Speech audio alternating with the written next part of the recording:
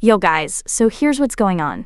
My iPhone's showing that iOS 26 is up to date, but here's the catch. It's actually the RC build, which means release candidate. It's super close to the final version, but not the actual public release yet.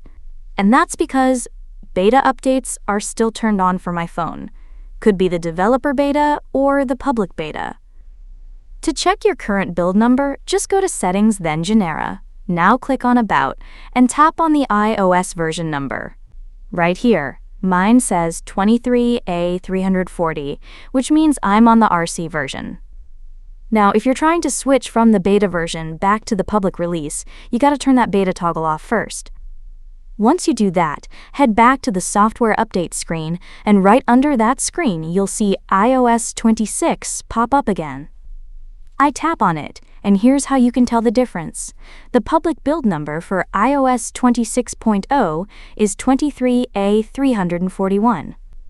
So yeah, I just hit the Update Now button, enter my passcode, and boom, the update starts.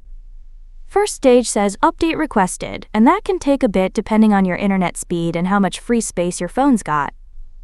If it gets stuck on Update Requested, don't freak out. I've got another video linked below that walks you through fixing that. After that, just follow the on-screen steps and let it install the official iOS 26 update. Alright guys, that's it. Hope this helped, and thanks for watching.